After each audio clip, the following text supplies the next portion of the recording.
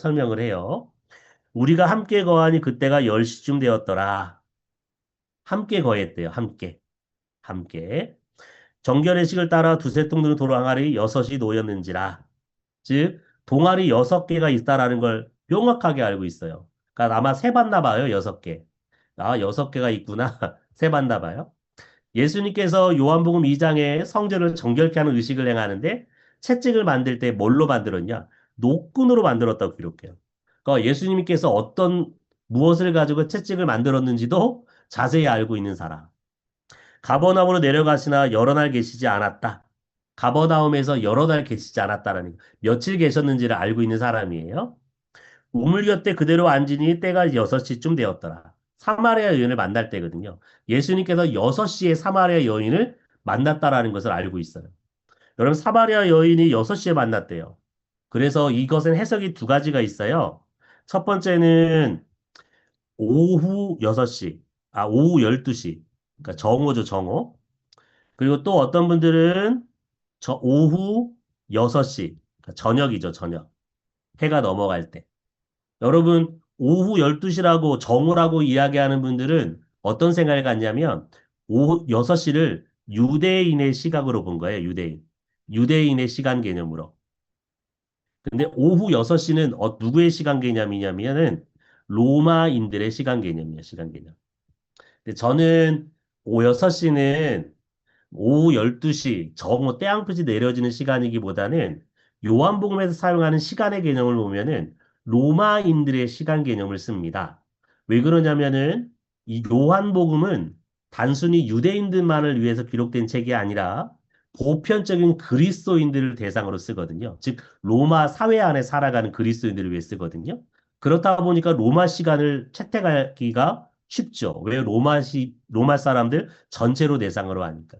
그러니까 저는 사마리아 여인과의 대화는 정오에 있다기보다는 로마 시간을 따라서 오후 6시에 저녁 무렵에 일어난 사건이다라고 생각이 들어요.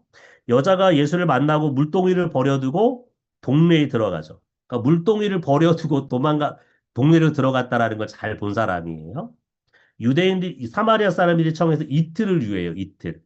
그러니까 이틀 동안 예수님께서 머물러서 사마리아 사람들에게 집중적인 제자 훈련했다는 걸 알 수가 있죠. 근데 예수께서 누가복음을 보면은 갈릴리에 살다가 6월절이 되어서 예루살렘에 가실 때에 사마리아를 지나는데 이 사마리아 사람들이 맞아들이지 않아요. 그래서 뭐 하냐? 요한 사도가 뭐라고 이야기하냐면 예수님, 하늘로부터 번개가 내려서 이 사마리아 사람들 다 죽여버릴까요? 죽이게 할까요? 라고 요청을 해요. 아마도 요한 사도 입장에서 보면은 예수님께서 이틀 동안이나 머물러서 제자 훈련했는데 이 사람들이 맞아들이지 않는 모습 보면서 분노하지 않았을까라고 하는 생각이 들어요. 자, 그리고 이틀을 지나면 예수께서 갈릴리로 가시는지라 이틀 더 머물렀다라는 거 사마리아에 왕의 신하가 낳는 시간이 어제 7시 시간에 대해서 잘 알고 있죠. 가버나움 회당에 가르치실 때 일어난 사건들 예수께서 외치시는데 언제요? 초막절에서 예수께서 나는 생명을 주는 생수다라고 말씀하시는데 서서 외쳤대요. 서서. 그냥 예수님께서 외쳤다라고 표현할 수 있는데 서서 외쳤다. 즉 예수님께서 어떻게 외치셨는지를 잘 본 사람이죠. 이 말씀은 성전을 가르칠 때에 헌금 앞에서 한 것이다. 즉 이것은 간음을 행해다가 현장에서 잡힌 여인을 앞에다 두고 하시는 말씀이거든요. 근데 이 사건이 어디에서 일어났대요? 헝금함 앞에서 일어났대요. 헝금함. 그러니까 이 사건이 어디에서 일어났는지 자세히 알고 있어요. 유대인들은 이렇게 성전이 있으면은 성전에 경계가 있죠. 유대인 남자가 들어갈 수 있는 곳이 있고요. 유대인 여성이 들어갈 수 있는 곳이 있어요. 유대인 여성들이 들어갈 수 있는 곳은 정해져 있었어요. 근데 이 경계선상에 뭐가 놓여 있었냐면 헝금함이 놓여져 있었어요. 헝금함. 헝금함. 근데 이 헝금함은 뭘로 만들었냐면 청동으로 만들었고요. 또 하나는 이 헝금함을 이렇게 어떤 모양으로 돼 있어? 나팔 모양으로 돼 있었어요. 그래서 이 사람들이 들어가면서 유대인의 돈은 뭐죠? 은화이거나 금화이잖아요. 금속이거든요. 그래서 이 금속에 이 함에다 헝금함에다 집어넣으면은 소리만 들으면은 아, 이 사람이 어떤 돈을 냈는지를 알 수가 있었어요. 어느 정도 돈 냈는지. 여러분, 누가복음에 보면은 두렙돈을 들인 여인이 있잖아요. 아니, 이 여인이 두렙돈 들인지 어떻게 알아요? 헌금함에다가 넣을 때. 어떻게 알아요? 알 수가 없잖아요. 그걸 보이지 않는데 어떻게 알아요? 되게 명확해요. 아마도 소리를 듣고, 아, 이 여인 두렙돈 냈구나. 라고 하는 것을 알 수가 있는 거죠. 여러분, 어찌됐든 이 현금 앞에서 행했다라는 걸 이 사마리아 여인, 가늠한 여인의 사건을 들었다라는 것을 설명하고 있어요. 성경에 보면은 너희가 행한 일을 나팔 불지 말아라 라고 하는 표현이 등장하는데 나팔을 분다라고 하는 것은 뭐 어떤 말이냐? 바로 이 구제연금을 여기에 구제연금하는 헌금함도 있거든요. 용도가 다 달라요. 헌금함의 용도가. 즉, 이 헌금함이 나팔 모양으로 되어 있기 때문에 뭐 하는 거예요? 부자들이 자기가 헌금 많이 했다는 걸 자랑하고 싶으면 뭐 해요? 소리가 다 들리기 때문에 얼마든지 자랑 삼을 수가 있다고요. 소리를 내는 것을 통해서.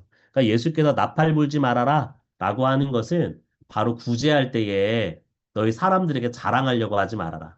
즉, 이 헌금함에 헌금 넣는 것을 비유해서 말씀을 하세요.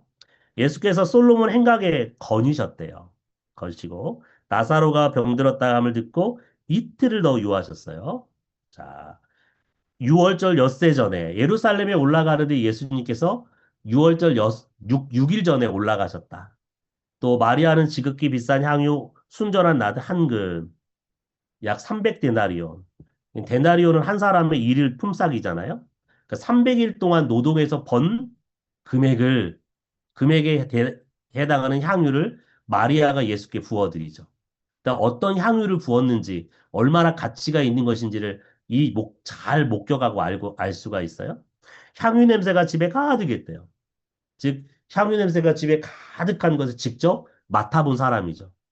저는 뭐, 몇천 원짜리 향수 냄새도 못 맡아봐가지고, 향수 냄새가 얼마나 좋은지 모르겠는데, 300데나리온, 이나 되면은 우리나라 돈으로 거의 한 3천만, 3천만 원 이상 되는 돈이잖아요. 지금으로 만약 4천만 원 되는 돈이지 않나요?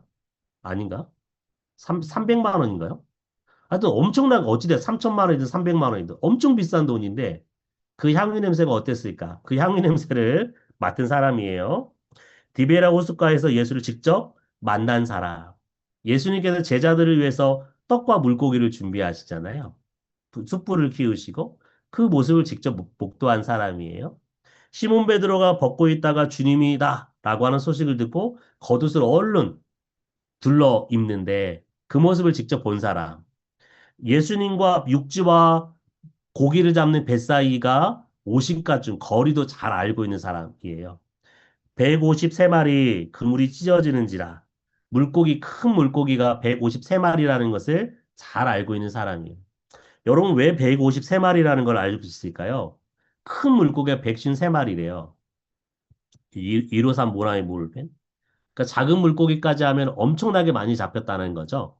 근데 왜 153마리를 셌을까? 물론 숫자로 여러 가지 비유를 하긴 하던데 한 가지 생각해 볼 수 있는 것은 부활하신 예수를 목도한 제자들, 그들의 반응이 무엇이었냐?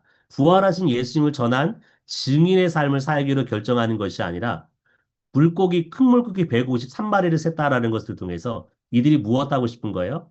이제 다시금 옛날 직장으로 돌아가서 큰 물고기를 세워서 이것을 파는 것을 통해서 자신의 삶을 경영하고 싶은 그런 제자들의 태도를 잘 볼 수가 있습니다. 이런 제자들을 예수님께서 무엇 하세요? 다시금 하나님의 나라를 일할 일꾼으로 불러내시지요. 제자들과 친분이 있는 사람이에요. 제자들의 정보를 잘 알고 있습니다. 신상 정보를. 빌립과 안드레와 베드로는 베세다 출신 사람인데 이들의 출신지를 잘 알고 기록하고 있어요. 빌립과 나다나엘은 친구 관계인데 친구 관계라는 걸 알 수가 있고요. 도마의 별명은 디두모죠. 그러니까 예수님의 옆구리에다가 예수님의 손에 손가락을 넣어봐야겠다라고 하는 디두모, 도마. 디두모라고 하는 뜻은 뭐냐? 쌍둥이라고 하는 뜻을 갖고 있는데 도마가 쌍둥이였던 모양이에요.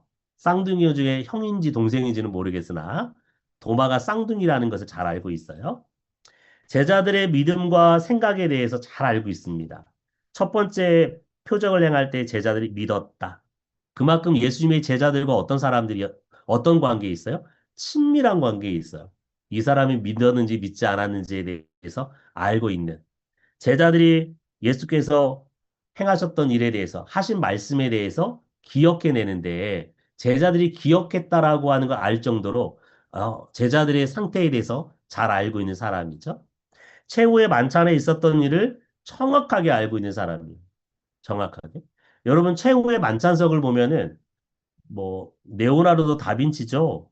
레오나르도 다빈치가 쓴 최후의 만찬을 보면은 이렇게 탁자 위에 탁자 위에 뭐요? 다양한 음식들이 놓여 있잖아요. 이 탁자 위에 음식이 놓여 있고 예수님과 제자들이 이렇게 일렬로 이렇게 서 있잖아요. 예수님을 가운데에 이렇게 세워놓죠. 가운데. 여러분 이 음식들을 보면은 이것은 어느 시대의 모습이냐면 레오나르도 다빈치가 살았던 이탈리아의 식사 문화예요, 식사 문화. 음식도 보면은 이탈리아 사람들이 먹었던 거 그대로 갖다 놓고 있어요. 근데 예수님 시대 때 이러했을까? 근데 그렇지 않았겠죠. 예수님 시대 때의 이 식사의 모습을 보면은 이 로마의 문화를 따라서 이렇게 디귿자 모양의 탁자 위에서 먹었어요. 탁자 위에 먹을 때도 앉아서 먹은 것이 아니라 유대인들의 풍습 따라서 아마 중동 지역에 가면 그런 모습이 그렇게 식사를 하시잖아요. 옆으로 이렇게 누워서 손을 뻗어서 음식을 먹거든요. 그 옆으로 누워 있는 거예요. 그러면 사람들이 이렇게 누워 있으면은 이렇게 겹쳐서 누워 있는 것이죠. 겹쳐서 누워 있어요. 이렇게. 그러니까 품에 안죠. 그러니까 예수님께서 사랑하는 제자를 요한복음의 저자를 품에 안으셨다라고 말씀하신 걸 보면은 뭐 어디예요? 예수님께서 이렇게 누워서 같이 식사를 하는데 아마도 요한복음의 저자인 사랑하는 제자가 예수님 품에 이렇게 안겨서 식사를 하고 있었던 모양 같아요. 근데 여러분 이 자리에서 가장 상석이 있어요. 상석이 어디냐면 바로 이 가운데 자리입니다. 보통 이곳에 세 사람이 앉는데 가운데 자리가 상석이에요. 아마 예수님께서 여기에 가운데 앉으셨던 것 같고요. 요한복음의 저자인 사랑하는 제자는 바로 예수님 품에 안겨서 이쪽에. 그리고 예수님께서 떡을 찍어서 누구에게 주죠? 예수님을 팔 가룟 유다에게 넘겨주잖아요. 아마도 가룟 유다는 바로 이렇게, 바로 예수님 옆에서 정확하게 말하면 예수님께서 가룟 유다의 품에 안겨 있는 모양으로 있죠. 근데 시몬 베드로가 머리짓으로 예수님 품에 안겨 있는 사랑하는 제자에게 물어보라고 요청해요. 어디일까요? 바로 이 건너편에 누가 있어요? 시몬 베드로가 머리짓으로 예수님 품에 안겨 있는 사랑하는 제자에게 물어볼 것을 요청해요. 여러분 이곳은 어떤 곳이냐면 이 자리에서 제일 말석이에요, 말석. 말석. 아마도 베드로가 가장 말석에 앉아가지고 아마 사랑하는 제자에게 머리짓을 하고 있는 것 같아요. 이런 구조를 잘 알고 있는 사람이라는 것을 알 수가 있어요. 세례 요한에 대해서 또 독특하게 자세한 정보를 제공합니다.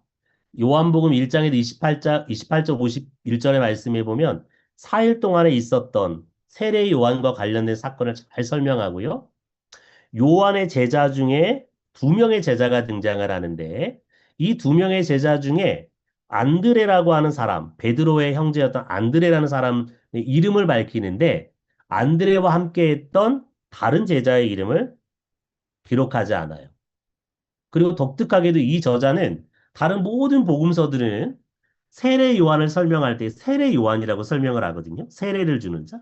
근데 이 세례 요한을 설명할 때에 세례자를 빼고 요한이라고 기록을 합니다. 요한이라고 기록을 해요. 뭔가 이상한 느낌이 있죠. 다른 저자와 다르게. 또 이 저자는 바다에 대해서 풍성한 경험이 있는 사람이에요. 바다에 대해서 정보를 가지고 있고요.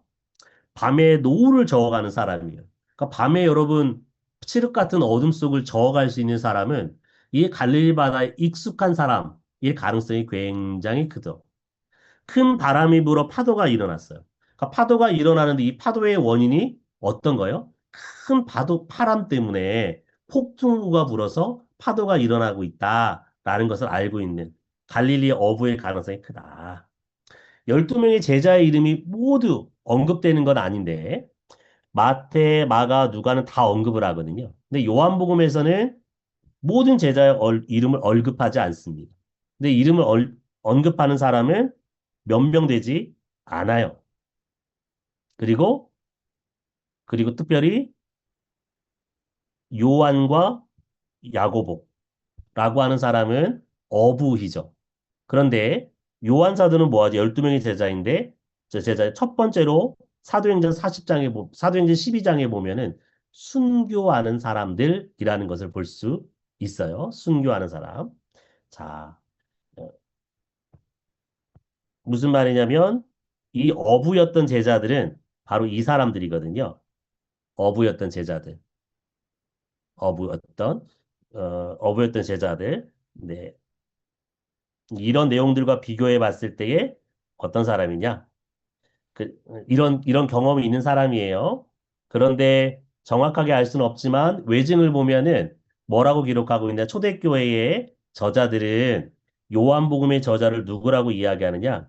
바로 요한 사도가 이 책을 기록했다라고 이야기하고 있습니다. 그래서 우리가 이 앞에서 이런 다양한 저자의 특징들과 함께 어부이기도 하고 유대인이었던 사람들 살펴보면은 어떤 사람인 걸 알 수 있냐면은 요한 사도의 가능성이 크다라고 하는 생각이 드는데 초대교회의 저자들이 글을 쓰면서 이 요한복음의 저자를 누구라고 이야기하냐면 사도 요한이라고 언급하고 있어요. 즉, 이 저자의 특징들과 또 초대교회의 문서에 의해서 요한복음의 저자는 요한이다라고 우리가 알 수가 있습니다.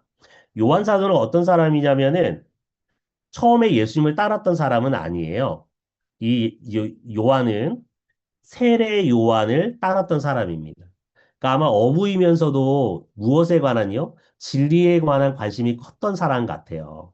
그래서 세례 요한을 통하여서 진리를 깨닫기를 원했던 사람 같은데 처음에 세례 요한을 따라가다가 세례 요한을 통해서 보라 세상 죄를 지고 하는 하나님의 어린 양이다 라고 하는 예수님에 대한 소식을 듣고 무엇을 따르기로 결정해요? 예수님을 따르기로 결정을 합니다. 근데 예수님을 따르기로 결정했지만 여전히 무엇하냐면 어부의 삶을 갈릴리에서 살아갑니다.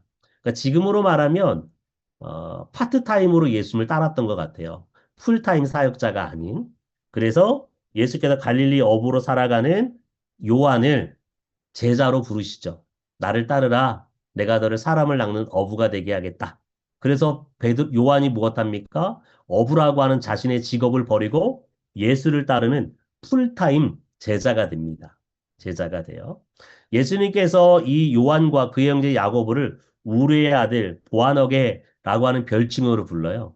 아마도 앞에서 설명드렸던 것처럼 이 사마리아 사람을 다 죽여버릴까요? 하늘에서 번개가 내려서 할 정도로 굉장히 성질이 다혈질적이었던 사람들 같습니다.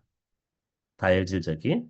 그리고 공생기간에 예수님의 가르침도 받았고요. 기적의 사건도 받았고요. 특별히 예수님께서 구별해서 예수께서 베드로와 야고보, 요한을 특별히 구별해서 제자 훈련을 집중적으로 시키거든요. 집중적으로. 그 집중적인 제자 훈련을 받았던 제자 중에 한 사람이 누구냐? 요한 사도예요. 예수님께서 예루살렘에 입성하시고 또 예수께서 고난을 당하시고 십자가 못 박여 죽으심을 당하는 걸 다 목도한 사람입니다. 그리고 예수님께서 얼마나 신뢰할 만한 사람이었든지 자신의 어머니를 부탁할 정도의 사람이에요. 그러니까 여러분 모든 제자는 다 떠났어요. 근데 누구만요? 요한복음의 저자인 요한 사도만큼은 예수께서 십자가에 못 박힌 그 현장에서 십자가 앞에 무엇하고 있어요? 예수님을 목도하고 있어요. 보고 있는 거예요. 죽으시는 예수님을. 그리고 그 요한을 향해서 예수께서 자신의 모친을 부탁한다. 갈라디아서 2장 9절의 말씀에 보면은 바울 사도가 예루살렘 교회에 기둥과 같이 여겨지는 자, 세 사람을 이야기하거든요. 베드로와 야고보, 예수님의 동생이죠. 그리고 요한을 언급합니다. 요한. 그러니까 유대교 안에서 유대교를 지탱하는 세 인물이 있는데 아브라함과 이삭과 야곱 이 두 사람을 유대교의 기둥, 세계의 기둥이라고 생각했어요. 근데 바울 사도는 예루살렘 교회, 즉 기독교를 기둥처럼 떠받치는 중요한 인물 중에 한 사람으로 누구를 언급하냐? 요한이라고 하는 사람을 언급합니다. 그럴 정도로 초대교회에 영향을 미치는 사람이에요. 요한 사도는 자기의 친동생인 야고보가 순교하는 것을 목도했습니다. 사도행전 12장에. 그러니까 여러분, 요한 사도가 자기 형제가 헤롯에 의해서 목베임을 당해서 참수형을 당해서 죽거든요. 그 모습을 본 요한 사도 어떠했을까? 그리고 이 목도한 장면 이후에 사도행전에서 요한 사도의 행적이 기록되지 않습니다.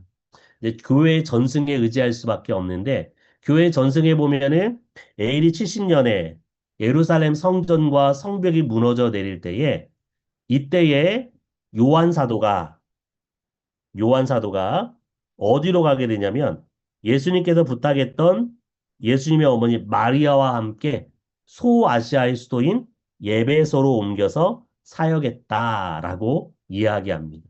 그러니까 여러분 예배소라고 하는 도시는 굉장히 중요한 도시예요. 기독교 역사 가운데. 왜 그러냐면은 여러분 바울이라고 하는 인물이 이곳에서 사역하시거든요. 3차 전도행 때. 뿐만 아니라 바울 사도의 후계자인 디모데가 이곳에 머물러서 사역했던 곳입니다. 또 하나는 누구와요? 요한 사도가 이곳에 머물러서 복음의 사역을 죽을 때까지 사역했던 곳이 바로 예배소라고 하는 도시예요. 굉장히 중요한 기독교 역사에서 중요한 도시이죠. 그리고 도미티안 황제 때에 박해 가운데 반모섬으로 유배됐다가 다시금 돌아와서 예배소에서 AD 100년경에 죽임을 당하게 됩니다. 아마도 많은 학자들은 사도들 중에 마지막까지 살아남았던 사람을 요한 사도라고 이야기하거든요. 그러니까 요한 사도는 예루살렘에 머물면서도 또 예배소에 머물면서도 무엇을 듣게 되냐면은 복음을 전했던 사도들이 무엇했다는요? 모두 다 순교했다라고 하는 소식을 들었던 사람. 누구는 인도 땅에서 죽임을 당했고, 누구는 에티오피아에서 죽임을 당했고, 누구는 유고슬라비아에서 죽임을 당했고, 누구는 서버나 지역에서 복음을 전하다가 순교했고, 이런 소식을 마지막까지 들었던 인물이 요한 사도예요. 그러니까 요한 사도가 어떠했을까 생각해 보면은 참 눈물이 앞을 가리지 않았을까 싶어요. 그러니까 요한 사도는 모든 사람들이 그리스도 예수를 위해 살다가 죽임을 당했는데 순교했는데 자기는 끝까지 살아있거든요. 끝까지. 그 소식을 끝까지 듣고 요한 사도가 요한복음을 써내려 가게 되는 것이죠. 요한복음의 요한 사도는 앞에서 말씀드렸던 것처럼 요한 사도의 이름은 직접적으로 언급되지 않습니다. 직접적으로 언급되지 않아요. 근데 요한 사도가 누구의 입을 빌려서 예수님에 대해서 설명하냐면 세례 요한, 즉 공관복음과 마태, 마가, 누가와 다르게 세례 요한을 설명할 때에 세례자를 붙이지 않아요. 단순히 뭐라고 이야기하냐? 요한이라고 정확하게 이야기합니다. 즉 요한 사도는 누구의 입을 빌려서요? 세례 요한을 요한이라고 표기하는 것을 통해서 요한의 입을 빌려서 자신이 전하고자 하는 예수님에 대해서 증거하고 있어요. 그러니까 다 엄밀하게 이야기하면은 세례 요한이 선포하는 예수님에 관한 선포는 누가 선포하고 싶은 내용이에요? 예, 바로 요한 사도가 선포하고 싶은 내용을 세례 요한의 입을 빌려서 요한 사도가 요한복음에 대해 요한복음에서 설명한다. 요한 사도는 사랑하는 제자, 예수님의 품에 의지할 정도로, 안길 정도로 예수님의 사랑을 받은 사람이에요. 우리도 그런 사람 되길 원하지요. 예수님의 어머니를 부탁할 정도로 예수께서 신뢰하시는 사람이었습니다. 그리고 시몬 베드로보다 먼저 예수님의 빈 무덤에 달려갈 정도로 예수님에 향한 사랑이 큰 사람이 바로 요한 사도예요. 이런 요한 사도가 지금 요한복음을 기록해서 하나님의 아들 되시고 그리스도이신 예수님에 대해서 설명하고 그 예수님을 믿을 때에만이 영생을 얻을 수 있다고 강력하게 호소합니다. 왜요? 그가 그러한 사랑을, 그러한 생명을 받아 누렸거든요. 언제 기록됐을까 살펴보면은 예수의 십자가의 죽음과 부활에 대해서 기록합니다. AD 30년에 있었던, 즉 예수님의 십자가의 죽음과 부활을 목격한 이후에, 그러니까 AD 30년 이후에 기록된 거예요. 21장에 보면 베드로가 어떻게 죽을지에 대해 설명을 해요. 즉 베드로가 베드로의 죽음에 대해서 알고 있습니다. AD 68년부터 63, 68년 네로 황제 박해 때 베드로가 죽는데 이 사건도 경험한 사람이에요. 성전 멸망에 대해서 예언하지 않지만은 예수님을 성전이라고 표현해요. 즉 이미 멸망하고 사라진 성전을 대신한 분으로 예수님을 소개합니다. 즉, 이미 멸망해서 사라진 성전의 기능을 누가 대신하냐? 예수님이 대신한다고 설명을 해요. 즉, 성전이 멸망한 이후에 AD 70년 이후에 이적이 기록이 됩니다. 여러분, 성전이 중심으로 해서 누가 모였냐면 사두개인들이 모이거든요. 사두개인들은 어떤 사람들이냐면은 제사장들, 그리고 또 예루살렘에 있는 성공한 자영업자들, 를 중심으로 해서 사두개인, 사두개파가 만들어져요. 여러분, 제사장들은, 사두개파 사람들은 무엇만 믿었냐면, 모세 오경만 정경으로 믿었어요. 그리고 이 사람들은 무엇을 믿지 않았냐? 부활을 믿지 않았습니다. 그리고 이들은 늘 성전을 중심으로 살았던 사람들이에요. 근데 여러분, AD 70년에 성전이 무너졌어요. 제사장들이 활동할 근거지가 뭐가 되겠어요? 사라졌어요. 사두개인들이 활동할 무대가 사라졌다고요. 즉, 요한복음 안에서 사두개인들을 언급하지 않고 다 바리새인들에 대해서 언급하거든요. 바로 AD 70년 이후에 누가 유대 지역의 유대교의 중심 인물로 떠오르냐면 바리새인들이 중심 인물로 떠오르게 됩니다. 그래서 사두개인들이 언급되지 않는 걸 보아서 성전이 멸망한 이후이다. 그리스도인들이 출교를 당합니다. 이 출교당하는 사건은 어디에서 출교당하냐면 유대교의 회당에서 출교를 당해요. 여러분, 기독교는 본래부터 가정에서 모였던 것이 아닙니다. 기독교는 회당, 즉 유대교 안에 한 분파로 자리하고 있었어요. 그래서 기독교인이 어디서 모이냐? 유대인의 회당에 모여서 같이 유대교인들과 함께 예배를 드리게 돼요. 그러다가 점점 무엇으로요? 가정교회를 이루는 것으로 나타나게 되는데, 본격적으로, 공식적으로 유대인들이 기독교인들을 언제 회당에서 쫓아내냐면, AD 85년에 얌니아 지역에서 있었던 얌니아 회의에서, 지역 이름이에요, 얌니아 회의는. 얌니아 회의에서 기독교인들을 유대교에서 추방을 시킵니다. 추방을. 그러니까 아포시나고고스라고 이야기하는데 아포시나고고스 자체가 회당에서 추방한다, 회당에서 쫓아낸다라고 하는 의미예요. 즉 요한복음 안에서 이 출교라고 하는 단어를 쓰는데 출교라고 하는 단어가 본격적으로 AD 85년부터 등장을 하게 되거든요. 즉 85년 이후에 요한복음이 기록됐다.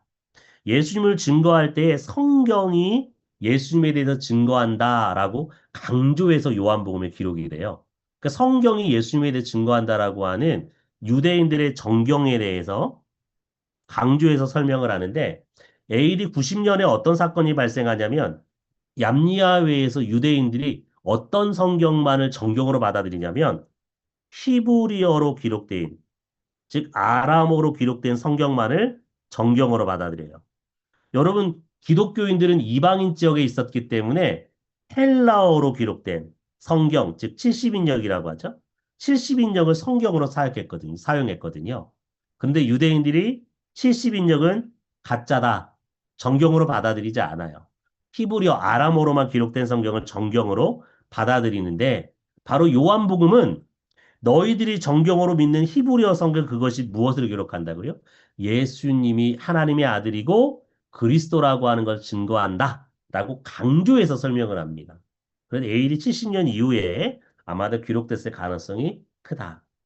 그런데 도미티안 황제 AD 90년부터 95년 계시록의 배경이 되는 말씀인데 이 박해의 사건에 대해 기록하지는 않아요. 그러니까 이 박해의 사건은 뭐 하지 않았다? 경험하지 않은 상태에서 요한복음이 기록됐다는 걸 알 수가 있죠. 그래도 좀 좁혀보면은 이 모든 시기를 뒤로하고 아마도 AD 85년부터 90년 사이에 이 두 시대 사이에 어느 틈엔가 이 요한복음이 기록되었다. 이걸 알 수가 있습니다. 자, 누구에게 쓰였는가?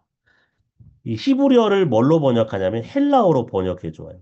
그러니까 번역한다라는 것은 무슨 말일까요? 히브리어를 모르기 때문에 헬라어로 번역해 줄 필요가 있는 거죠. 그러니까 히브리어를 알지 못하는 이방인 쪽에 살고 있는 이방인의 가능성이 크다. 또 하나는 헬라어를 뭘로 번역하냐면 히브리어로 번역을 해줘요. 무슨 말일까요? 히브리어로 헬라어에 대해서 잘 알지 못하는 사람의 가능성이 크다라는 거죠. 왜요? 헬라어를 히브리어로 번역해서 알려줘야 될 정도로. 즉, 이 사람들은 어떤 사람들이냐? 히브리어를 알고 있는 유대인일 가능성이 크다. 자, 베드로를 칭할 때 뭐라고 칭하느냐? 시몬이라고 하는 히브리어 이름과 베드로는 헬라어 이름이거든요. 헬라식 이름이에요. 헬라식 이름을 같이 사용을 해요. 즉, 요한 사도가 무엇이에요? 시몬 베드로라고 하는 이름을 마태, 마가, 누가와 다르게 월등하게 두 개의 이름을 같이 사용하는 것을 볼 수 있습니다. 이것으로 보아서 어떤 사람들이냐? 시몬, 베드로 두 가지 히브리어와 헬라어를 같이 사용하고 있고 헬라어를 히브리어로 번역하고 헬라어를 히브리어로 번역하는 것을 보아서 이 공동체는 아마도 유대인과 이방인으로 구성되어진 사람들의 가능성이 굉장히 크다를 알 수가 있죠. 유대인의 배경에 대해서 설명을 합니다. 문화적 배경에 대해서. 유대인의 문화적 배경을 우리가 앞에 살펴봤잖아요. 저자할 때. 그래서 제가 자세하게 설명드린 건데 이 말은 무슨 말이에요? 유대인의 배경을 저자는 알고 있지만 독자들은 뭐 할 수 있어요? 잘 알지 못하기 때문에 자세하게 설명해 줄 필요가 있는 사람들이죠. 절기에 대한 이해가 필요한 사람들이에요. 이런 유대인들로만 구성되어 있다면 절기에 대한 설명이 필요 없겠죠. 왜 유대인들은 당연히 절기에 대해서 알고 있으니까. 그런데 유대인뿐만 아니라 이방인들도 속해 있을 가능성이 크다라고 하는 걸 알 수가 있어요. 그리고 헬라인들이 주로 사용하는 뭐 로고스나 기체가 어둠에 관한 것이나 만물이나 충만에 관한 이런 단어들이 헬라인들의 지시간에 주로 사용하는 단어들인데 이런 용어들을 잘 사용해서 복음을 전하는 걸 보면은 이방인, 헬라인의 가능성이 굉장히 크다라고 하는 걸 알 수가 있습니다. 즉, 무슨 말이냐면은 유대인들도 있지만 그 중에는 많은 다수의 이방인들도 있다라고 하는 것이에요. 이 사람들은 예수를 보지 못한 사람들입니다.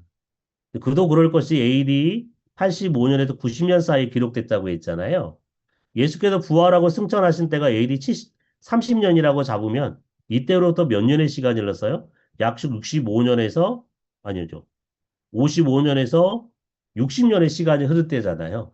그러니까 예수님을 보았던 사람들이 요한사도 말고 요한사도는 특별한 케이스고 요한사도 외에는 살아남아 있을 확률이 거의 없죠. 우리 안에 들지 않는 다른 양들. 그러니까 예수님께서 찾아야 될, 즉, 우리 안에 들어와야 될, 하나님의 백성에 되어야 될 사람들을 우리 밖에 있는 사람들이라고 설명을 하고 있어요. 즉, 아직 예수님을 경험하지 못했던 사람들, 그들의 말로 말미암아 나를 믿는 사람들도 위함이니. 즉, 제자들이 무엇했어요? 복음을 전했어요. 이 사람들을 위해서 예수님께서 기도하십니다. 그러니까 요한복음을 읽는 사람들은 예수님을 직접 경험하지 못했던 사람들이고 예수님의 제자들을 통해서 복음을 들어서 예수를 믿게 된 사람들이라는 거예요.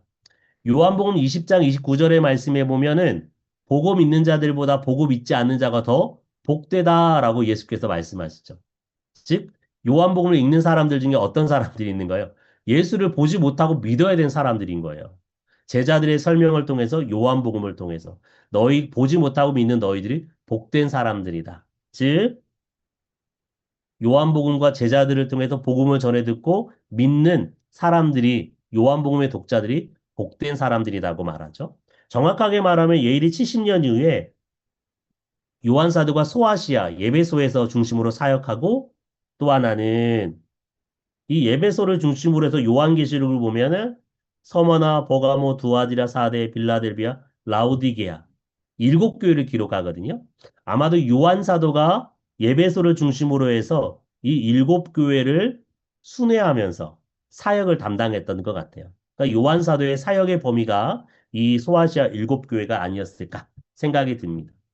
예배소를 중심으로 예수를 직접 경험하지 못한 유대인과 이방인으로 구성된 소아시아 일곱 교회 성도들에게 예수가 하나님의 아들이시고 그리스도이시고 이를 믿는 자가 생명을 얻는다.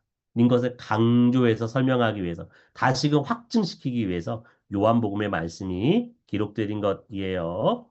자, 저희가 좀 쉬었다가 나눔하죠?